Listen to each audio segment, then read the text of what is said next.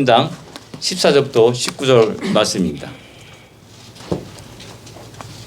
에베소 3장 14절부터 19절 짧으니까 같이 천천히 읽겠습니다. 에베소 3장 14절부터 19절까지 말씀입니다. 같이 읽겠습니다. 이러므로 내가 하늘과 땅에 있는 각 족속에게 이름을 주신 아버지 앞에 무릎을 꿇고 비노니 그의 영광의 풍성함을 따라 그의 성령으로 말미암아 너희 속사람을 능력으로 강건하게 하시오며 믿음으로 말미암아 그리스도께서 너희 마음에 계시게 하시옵고 너희가 사랑 가운데서 뿌리가 박히고 터가 굳어져서 능히 모든 성도와 함께 지식에 넘치는 그리스도의 사랑을 알고 그 너비와 길이와 높이와 깊이가 어떠함을 깨달아 하나님의 모든 충만하신 것으로 너희에게 충만하게 하시기를 구하노라. 아멘. 예. 바울의 간절한 기도입니다. 15절에 보면은 하나님 아버지 앞에 무릎을 꿇고 비노니라고 사도 바울은 말합니다. 유대인들은 일반적으로 기도할 때 서서 기도했습니다. 무릎을 꿇고 기도하는 것은 특별한 경우라 할 수가 있습니다. 간절함을 표현할 때, 또 철저한 회개를 할 때, 그 다음에 완전한 하나님 앞에 복종할 때 무릎을 꿇게 됩니다. 그렇기 때문에 내가 무릎을 꿇고 비노니라는 이 말, 사도 바울의 그 간절한 마음을 우리가 이해할 필요가 있고, 또 기도하는 바울의 심정과 마음을, 또 그의 가장 간절한 소원이 무엇인지를 우리가 알기를 원합니다. 이 바울의 기도는 당시 에베소 교회와 성도들을 향한 간절한 기도요, 또 오늘 이 시대를 살아가는 우리 모든 성도들과 교회를 향한 간절한 기도라고 할 수가 있습니다. 사도 바울의 간절한 기도 첫 번째는 능력으로 강건하여지기를 기도합니다. 16절을 보면은 그의 성령으로 말미암아 너희 속사람을 능력으로 강건하게 하시오며라고 말씀합니다. 그런데 우리의 지대한 관심은 어디에 두고 있냐라는 겁니다. 대부분 사람들은 속사람보다는 겉사람에 관심을 두고 살아갑니다. 여자들은 아름답게 치장을 합니다. 화려하게 치장하고요. 또 젊어 보이려고 수술도 합니다. 또 많은 돈을 들이기도 하죠. 또 아름다운 보석을 치장하기도 합니다. 여자만 그런 것이 아니라 남자들도 또 그렇습니다.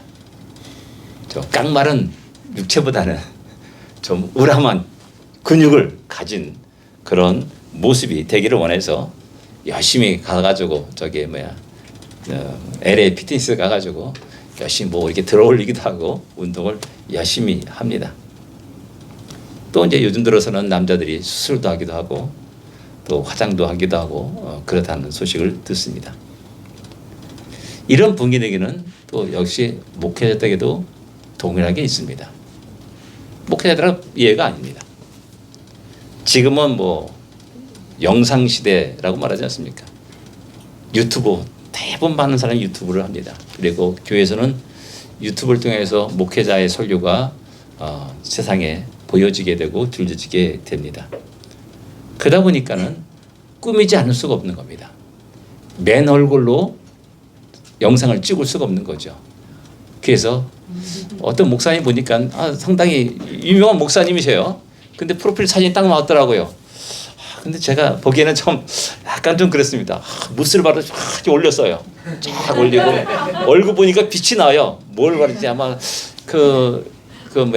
비비크림 바르는지 빛이 나더라고요.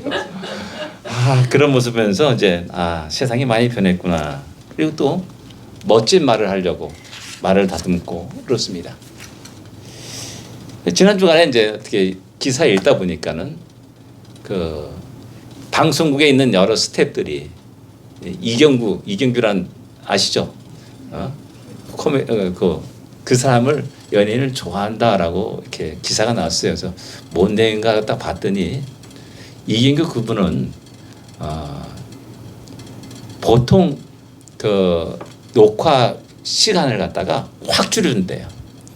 6시간 녹화할 것 같다가 2시간으로 확 줄여준대요. 그렇게 참 그게 그 센스가 있다라고 말하더라고요. 그래서 제가 야 40몇 분짜리 방송하기 위해서 6시간을 녹화한다. 그거 깜짝 놀랐습니다. 제가 놀라는 거예요. 왜?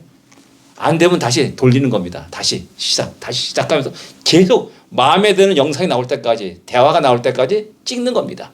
그게 40원을 하기 위해서 6시간을 녹화하는 겁니다. 아, 방송이라는 것이 이렇구나. 거기서 얼마나 자기 자신을 드러내기 위해서 꾸미고 그러겠습니까? 제스처라든지 말씨라든지 외모라든지 그 모든 것을 신경 써야 될 것이 한두 가지 아니라는 사실입니다.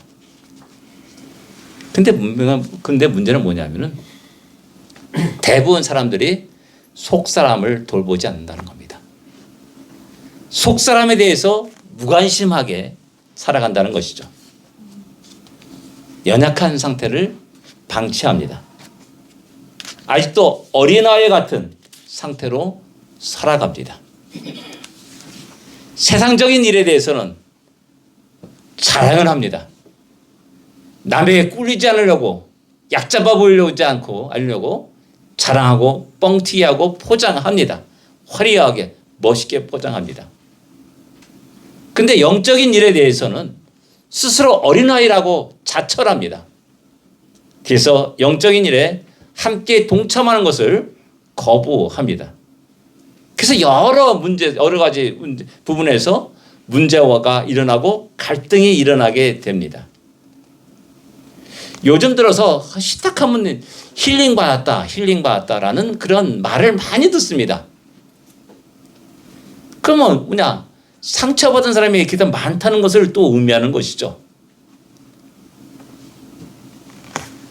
쉽게 상처받고 또 이것이 직장에서뿐만 아니라 교회에서도 그런 쉽게 상처를 받는 일들이 많이 일어나죠. 왜 이런 일이 일어나느냐? 결국 속사람이 강건하지 못하기 때문에 일어나는 현상이라 할 수가 있는 겁니다. 겉으로 볼 때는 멀쩡합니다. 멋있습니다. 아름답습니다. 근데 어느 날 전혀 다른 모습을 보면서 깜짝 놀라고 당황하게 되는 것이죠. 여러분들 작은 아씨라는 드라마 아십니까? 작은 아씨라는 드라마. 미국 보스턴 뉴잉글랜드에서 이제 여러 딸들이 이제 자라는 과정들을 이렇게 어떤 그 큰 언니가 기록하면서 그런 스토리입니다. 미국 드라마입니다. 그 작은 아씨의 그 큰 언니 주연 배우가 참 아름답습니다. 참 천사 같은 얼굴을 하였습니다. 근데 어느 날 그분이 백화점에서 옷을 훔치다 걸려가지고 뉴스에 텅 나온 겁니다. 실제 있었던 일이에요. 예, 겉은 멀쩡합니다. 아름답습니다. 그런데 속은 그렇지 않은 겁니다. 속 사람이 연약하기 때문에 자기의 욕구를 갖다가 참고 견디지 못하고 넘기지 못합니다. 그냥 손이 가는 거죠. 그냥 집어넣는 거죠. 그러다가 걸리고 그제 온갖 많은 수치를 당하고 또 많은 사람들에게 큰 충격과 상처를 주게 됩니다. 이런 모든 것들은 결국 속사람이 연약한 상태에서 일어나는 현상들이 알 수 있습니다. 속사람이 황폐된 겁니다. 강건하지 못하기 때문에 육체의 욕망에 따라서 즉각 본능적으로 행하는 겁니다. 이런 인간의 모습은 어제 오늘의 모습이 아닙니다. 에베소 교회에서 역시 그러한 모습이 있기 때문에 사도 바울은 그들 향해서 간절히 기도하는 것이 뭐냐? 속사람이 강건해지게 하옵소서라고 이렇게 기도하는 겁니다. 오늘날 우리는 다른 사람들이냐? 아니라는 겁니다. 우리 자신도 역시 속사람에 대해서 관심을 두지 않고 속사람에 대해서 중요성을 느끼지 못한다면 역시 동일한 육체의 본능에 따라서 움직일 수밖에 없는 세상에 썩어질 것들만 모으고 또 자랑하는 그런 어리석은 일들이 일어나게 되는 것이죠. 사도 바울의 이 기도 속에는 성도들이여 너희 속사람의 중요성을 알아라. 성도들이여 좀 속사람의 강건을 위해서 관심을 두고 살아가라 라고 간절히 이야기하고 있는 겁니다. 그런 사람만이 세상에 동화되지 않습니다. 세상을 따르지 않습니다. 진정 믿음으로 세상을 이길 수 있는 그런 사람이 되는 겁니다. 속사람이 강건한 사람은 겉사람이 약해 보여도 죽음을 두려워하지 않습니다. 세상의 화려함에 부러워하지 않습니다. 우리 앞에 걸어간 수많은 믿음의 선배들이 그런 삶의 모습을 우리에게 보여주고 있는 겁니다. 히브리서 11장은 우리에게 그것을 정확하게 이야기해 줍니다. 그들은 믿음으로 나라를 이기기도 하며 의를 행하기도 하며 약속을 받기도 하며 사자들의 입을 막기도 하며 불의 세력을 멸하기도 하며 계속하고 나가고 있습니다. 그리고 33절에 38절에 이런 사람은 세상에 감당치 못하였도다 이렇게 이야기합니다. 이것이 세상 속사람이 강건한 사람의 모습이라 할 수가 있습니다. 고린도서 4장 16절에 겉사람은 후패하나 속사람은 날로 새로워지도다 이렇게 이야기합니다. 우리의 속사람에 좀 관심을 두시고 또 강건하기를 간절히 기도합니다. 두 번째 우리가 생각할 수 있는 것은 사도 바울의 간절한 기도는 그리스도께서 너희 마음에 계시기를 기도합니다. 17절에 믿음으로 말미암아 그리스도께서 너희 마음에 계시게 하옵시고 이렇게 기도합니다. 여기 우리는 퀘스천 마크를 붙이게 됩니다. 아니 그리스도께서 내 안에 안 계시는가 지금? 내가 예수를 믿고 또 구원받고 그 순간에 주님이 나와 함께 하시고 나와 동행하시고 나의 길을 인도하신다 그러는데 왜 내주하기를 기도하시냐라는 겁니다. 복잡하게 생각할 것이 없습니다. 요즘 사회에 많은 문제가 된 게 뭡니까? 왕따입니다. 왕따. 학교에서 사회적으로 왕따되고 어떤 사람은 투명인간 취급한다라는 말을 합니다. 분명히 자신이 곁에 있고 함께 일하는데 다른 사람들은 자신을 없는 사람 취급하면서 아무 말도 없이 그냥 행동하는 겁니다. 투명인간 취급하는 겁니다. 우리가 이렇게 우리 주님을 왕따시킨다는 겁니다. 우리 주님을 투명인간 취급한다는 겁니다. 아니야 그게 아니야. 그렇게 해서 여기서 안 된다라고 말하면서 우리의 일상생활 속에 주님이 주님답게 우리 안에 모시고 가야 되는데 그렇지 않은 겁니다. 우리 가정생활 속에 우리 주님을 투명인간 취급하며 살아가는 가정들이 많다는 겁니다. 성도들의 가정 속에 그런 겁니다. 5대 일터에서 그런 현상들이 일어납니다. 5대 어떤 사업을 계획하고 미래를 생각하고 여러 가지 계획을 플랜을 짤 때도 역시 마찬가지로 주님은 투명인간 취급하는 겁니다. 그분과 대화 나누지 않습니다. 기도하지 않습니다. 상의하지도 않습니다. 그분의 말씀을 들으려고 하지도 않습니다. 내 생각과 내 계획과 내 지식이 내 능력이 오직 그것밖에 없는 겁니다. 그러면서 밀고 나갑니다. 그런 모든 현상들이 우리 주님을 투명인간 취급하는 겁니다. 그런데 그런 속에서 사도 바울은 아니야 그게 아니야. 주님이 내 주 안에 내 안에 계셔가지고 그분과 함께 이야기하고 대화 나누고 그분의 이야기의 말씀을 듣고 내 아픔과 어려움들을 또 이야기하고 말씀 안 하고 또 듣고 또 우리 주님 좀 이렇게 해 주십시오 라고 기도도 하고 이렇게 살 것을 우리에게 이야기하고 있는 겁니다. 자녀 교육에 있어서 우리는 주님을 투명인간 취급할 때가 많이 있습니다. 우리 나이가 드니까 저도 이제 그런 얘기 많이 듣습니다. 은퇴 이런 게 저런 게 막 얘기를 합니다. 저는 뭔지도 몰라요.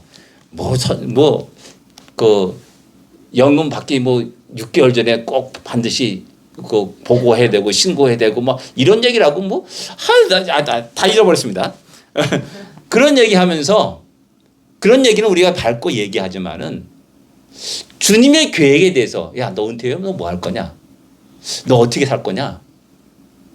너 무엇을 하고 싶니? 뭐 이런 것은 하나도 없는 겁니다. 그러니까 주님을 투명인같이 파는 겁니다. 이런 일들이 우리 삶 속에 너무나 많이 일어나는 겁니다. 야고보서 2장 2절 3절은 이렇게 말씀합니다. 만일 너희 회당에 금가락지를 띠고 아름다운 옷을 입은 사람이 들어오면 오고 또 남루한 옷을 입은 가난한 사람이 들어올 때 너희는 아름다운 옷을 입은 사람들 향하여서 야, 여기 좋은 자리 있으니 여기 앉으십시오 라고 말하지만은 가난한 사가 들어오면은 야, 너 서 있든지 마음대로 해. 내 발등상 아래 앉아 있어라. 뭐 이렇게 말하지 않겠는가 라고 이렇게 이야기합니다. 예수 그리스도는 없는 겁니다. 눈앞에 보이는 화려한 옷을 입은 사람, 돈 많은 사람만 보이는 겁니다. 이것이 그 당시 교회 안에서도 일어나는 일이고 쉽게 볼 수 있는 일이었다는 사실입니다. 우리는 미국의 인종차별에 대해서 이야기합니다. 그런 예가 많이 있지 않습니까? 어떤 흑인이 예배드리기 위해서 예배당문을 탁 들고 들어갔더니 흑인은 들어올 수 없습니다. 백인들이 내밀었다는 거죠. 주님 어떻게 합니까? 예배드리고 싶은데. 그랬더니 우리 주님이 나타나서 야, 나도 못 들어가고 있어 라고 이렇게 하는 이런 그 우스갯소리를 이렇게 예화로 이렇게 하는 사람도 있습니다. 예. 진정 우리 주님이 이 시대 교회에서 성도들 가정 속의 삶 속에서 투명 인간 취급받고 있는 그런 현상들이 너무나 많다는 겁니다. 예전에 1990년대 그때 한국에서 유명한 기독교 소설이 하나 있었습니다. 예수라면 어떻게 할 것인가 라는 책입니다. 기독교 소설입니다. 지금도 뭐 아는 사람이 있는지 모르겠는데 찰스 셀던이라는 사람이 쓴 책입니다. 우연히 제가 그 책을 이제 읽게 되어서 굉장히 큰 감명을 받았습니다. 제가. 그래서 제 자신 스스로가 어떤 일일 때 어려운 상황에 처했을 때 이런 상황에 우리 주님은 어떻게 할 것인가 라는 것을 제가 나름대로 질문을 하고 질문을 던집니다. 우리 삶 속에서 예수님을 왕따시키지 맙시다. 내주하시는 하나님이십니다. 내 안에 늘 함께 동의하시는 분이십니다. 그 다음 투명인간 취급하지 마십시오. 늘 그분과 이야기 나누고 그분과 기도하고 그분과 내 문제를 알고 하면서 사시는 우리가 될 줄 압니다. 여러분들에게 아까 말했던 나누었던 내 마음 그리스도의 집이라는 이 내용이 바로 그런 내용입니다. 꼭 집에 가셔서 한번 꼭 읽어보시기 바랍니다. 세 번째 우리가 생각할 수 있는 것은 지식에 넘치는 그리스도의 사랑을 알기를 사도 바울은 간절히 기도했습니다. 18절에 모든 성도와 함께 지식에 넘치는 그리스도의 사랑을 알고라고 그렇게 알고 하면서 성경은 말씀합니다. 17절에서도 너희가 사랑 가운데 뿌리가 박히고 터가 굳었어라고 말씀합니다. 19절에서는 그 너비와 길이와 높이와 깊이가 어떠함을 깨달아라 이렇게 이야기합니다. 자식이 부모에 대해서 태도를 바꾸는 변화시키는 그런 순간은 부모의 사랑을 알았을 때입니다. 저는 개인적으로 우리 어머니에 대해서 상당히 원망이 많았던 사람입니다. 왜? 중학교, 고등학교 다닐 때 가정이 어렵고 힘드니까는 저는 둘째니까 또 관심 받게요. 뭐 전혀 관심조차 두지 않아요. 항상 장남이에요, 장남. 내가 합을 잘하려고 애를 써도 장남이 뭐 하나 탁 하면 우리 장남 이러는 겁니다. 우리 집안 분위기가. 그래서 너무나 그게 싫었어요.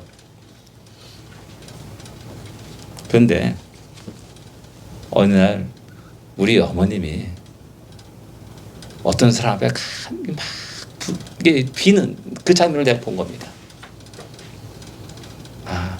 제가 그 말은 내가 죽을 때까지 내뱉지 않는다고 했던 말입니다. 그리고 이제 교회에서 우리 어머니 늘 새벽기도 가면은 다 돌아가는데 다 혼자 남아서 기도해요. 그래서 궁금해가지고 제가 뒤에 가만히 앉아가지고 뭔 기도 내용이 나는가 많이 들어봤어요. 다른 게 아니에요. 당신의 아들 장남, 차남, 내 동생 이 세 자녀를 위해서 그렇게 오랫동안 기도하시는 겁니다. 아, 내가 나된 것은 내 힘과 지혜가 아니라 능력이 아니라 나의 어머니의 기도가 있었구나라는 사실을 그때 비로소 알게 되었습니다. 그 다음부터는 우리 어머니에 대해서 제가 태도를 받게 된 것이죠. 존경하게 되고 함부로 거역하지 못하는 그런 것이 제 안에 있게 되었습니다. 우리 신앙생활 하는데도 똑같습니다. 내가 얼마나 하나님의 사랑을, 그리스도의 사랑을 아느냐 따라서 내 삶이 어떻게 들어질 것인가를 자연스럽게 나타나게 됩니다. 그 깊이를 알수록, 넓이를 알수록, 그 길이를 알수록, 높이를 알수록 야, 내가 이런 큰 사랑을 받은 자로구나 라는 것을 깨닫고 그럼 내가 이러면 안 되지. 나의 작은 것, 나의 순간순간이라 할지라도 우리 하나님 영광을 위해서 드려지게 되는 것이죠. 그게 중요한 것은 뭐냐면은 다른 곳에 뿌리를 내지 말고 사랑 가운데 뿌리를 내려야 된다는 겁니다. 아멘. 다른 곳에 뿌리를 내면 뭐합니까? 온갖 오물 잡탕들을 빨아들이게 되는 것이죠. 온갖 미움과 시기와 질투와 그런 것들을 빨아들이는 겁니다. 세상에 뿌리를 내리고 있는 사람의 삶의 모습이 100% 그런 겁니다. 본능적으로 또 그렇게 살아갈 수밖에 없습니다. 믿을 수가 없어요. 왜? 자기가 사기쳤으니까 다른 사람을 믿을 수가 없는 겁니다. 세상 사람 다 그런 줄 알고 살아갑니다. 뭐가냐? 감옥에 갇힌 사람들은 그런 사람 막 그들이 그게 정상적인 겁니다. 근데 그렇지 않은 사람도 있음을 모르는 겁니다. 그렇기 때문에 그리스도의 사랑 가운데 뿌리를 내리고 터가 굳어지라라고 말씀합니다. 오직 그리스도의 사랑을 풍성에 빨아들이고 사랑을 알고 그리고 그 사랑을 가지고 헌신하며 충성을 다해야 된다라는 사실입니다. 그 영원한 사랑을 우리는 바로 알아야 됩니다. 영원히 변치 않냐는 그 크고 놀라운 사랑을 우리는 알아야 됩니다. 누구에게나 차별이 없는 우리 주님의 사랑을 우리는 깊이 높게 알아야 됩니다. 그 차별 없는 사랑으로 말미암아 내가 구원을 받은 겁니다. 나는 하나님의 택한 백성으로부터 멀리 떨어진 이방인이었습니다. 별 볼일 없는 보잘것없는 그런 존재였습니다. 그럼에도 불구하고 예수 그리스도만 믿으면 구원받는다는 그 놀라운 은혜를 내게 쏟아 부어 주셨습니다. 소망 속에 살아갈 수 있는 겁니다. 깊고 오묘한 사랑이 있습니다. 달콤한 사랑만 주실 뿐만 아니라 내 안에 있는 병을 낫게 하기 위해서 쓴 약도 먹게 하십니다. 또 때로는 때리기도 하십니다. 때로는 고난의 길을 걷기도 하십니다. 때로는 광야길을 걷기도 하십니다. 이것이 우리 주님의 깊고 오묘한 사랑입니다. 이 사랑을 풍성하게 체험할 수 있는 우리의 일상 삶이 되어야 됩니다. 그래야만이 우리 길고 긴 인생길을 즐겁게 살아갈 수 있습니다. 맨날 티격대고 싸우면서 지겨워 하면서 살아가는 인생이 아니라 하루하루가 즐겁고 기쁜 겁니다. 왜? 가장 사랑하는 사람과 같이 함께 하는데 그 길이 얼마나 벌써 이렇게 됐네? 그래서 헤어져야 되는 겁니다. 사랑하는 사람이 그 특징이 뭡니까? 막 도란도란 얘기하다가 우리 연애할 때 그랬습니다. 열심히 막 얘기하다 보니까 반 열티가 넘는 겁니다. 그리고 헤어지는 거는 거죠. 뭐 그런 겁니다. 그렇기 때문에 늘 새롭습니다. 하루하루가 새롭고 재미있고 즐겁습니다. 그리고 매너리즘에 빠지지 않습니다. 그래야만이 우리가 우리의 인생에 승리할 수가 있다는 사실입니다. 찬송가 304장 부르면 그 크신 하나님의 사랑 말로도 형용 못하네. 저 높고 높은 별을 넘어 이 낮고 낮은 땅에 죄범한 영혼 아들을 구하려 그 아들 보내사 이렇게 노래합니다. 3절에 보면 그 크신 하나님의 사랑은 바다를 먹물 삼아 다 형용할 수 없다라고 노래합니다. 그런 사랑을 우리가 느끼고 경험하고 누릴 때 우리의 삶은 역동적이 됩니다. 힘있게 되는 겁니다. 이런 하나님의 크고 놀라운 사랑을 마음껏 누리며 살아가는 복된 인생이 되기를 원합니다. 네 번째 보면은 충만함을 위해서 기도합니다. 그런 모든 것이 충만하기를 기도한다는 겁니다. 충만이야 말 속에는 부족함이 없는 상태입니다. 부족함이 없기 때문에 다른 것이 필요치 않습니다. 다른 것이 필요치 않기 때문에 다른 것에 유혹을 받지 않습니다. 다른 것에 유혹받아서 넘어지지 않습니다. 그러니까 우리 그리스도인들이 충만한 상태로 살아가는 것이 그래서 중요한 겁니다. 대만은 세상을 사랑하여 태산일 것 같다라고 이렇게 성경은 이야기합니다.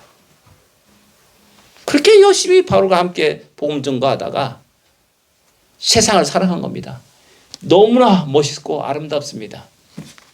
야, 내가 가는 길에 보니까 전부 다 고생길인 겁니다. 가시밭길인 겁니다. 박수 치는 거 사람이 하나도 없습니다. 오직 돌만 날아오고요. 배고프고 굶주리고 헐벗는 그런 고난의 길이 앞에 쫙 펼쳐져 있습니다. 그러니까 세상을 향한 발걸음을 옮기게 되죠. 아까 말했듯이 그리스도의 사랑의 깊이와 길이와 넓이와 높이를 알았다면 세상은 보잘것없는 겁니다. 하잘것없는 겁니다. 그래서 그 세상에 유혹되지 않습니다. 가룟 유다는 은 30에 우리 주님을 팔아넘깁니다. 에서는 장자권을 팥죽 한 그릇에 야곱에게 팔아넘깁니다. 우리는 그런 사람들을 너무나 어리석은 인생이라고 말합니다. 그러나 우리 자신도 충만하지 않는다면 이런 유혹에 넘어가는 겁니다. 소돔과 고모라가 너무나 아름다웠습니다. 에덴 동산 같다라고 말하면서 롯은 그것을 향하여 발걸음을 옮깁니다. 그러나 아브라함은 우리 하나님이 함께하는 이곳이 천국이요, 이곳이 에덴이요, 이것이 가장 복된 장수라는 것을 알았기에 소돔과 고모라를 택하지 아니하고 광야를 택합니다.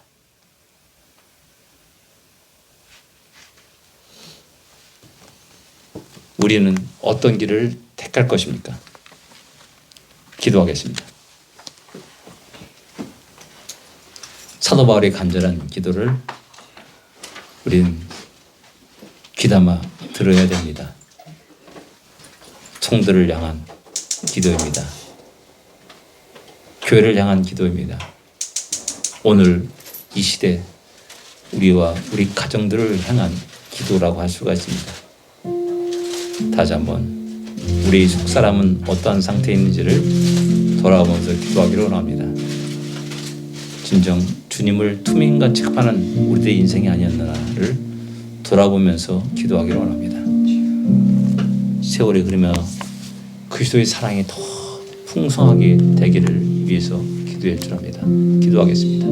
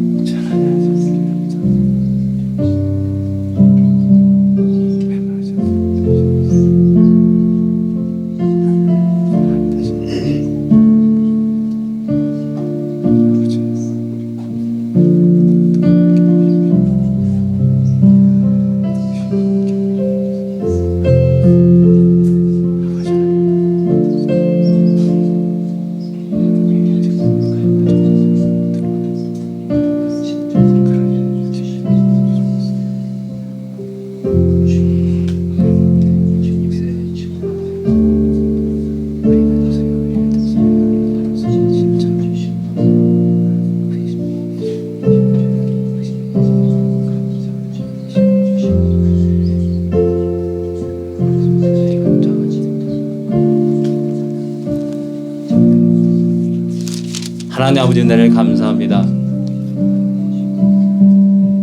어지러운 이 시대를 살아가면서 다시 한번 우리의 속사람이 강건해지기를 간절히 소원하고 기도합니다.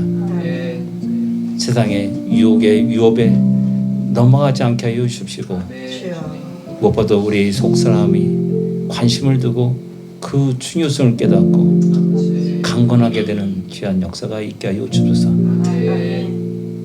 우리 주님을 투명인간 취급하지 않게 하여 주옵소서. 늘 그분과 동행하며 주님과 함께 이야기하며 주님께 나의 문제를, 우리들의 문제를, 어려움들을 이야기하고 아뢰며 또한 주님의 해답을 들을 수 있는 우리가 되게 하여 주옵소서. 세월이 흐릅니다. 우리 심령이 황폐되고 또한 우리 심령이 메말라가는 것이 아니라 그리스도의 사랑을 더 깊이 높이 넓게 깨닫고 그 사랑 속에 힘있게 살게 하여 주옵소서. 그리스도의 사랑이 나를 강건하신다고 하는 사도 바울의 고백이 우리 고백이 되게 하여 주옵소서. 그래서 다시 일어나게 하여 주옵시고 힘있게 다시 믿음의 발걸음을 내딛게 하여 주옵시고 하나님의 영광을 위한 복된 우리의 인생이 되게 하여 주시옵소서. 예수님으로 간절히 기도드립니다. 아멘.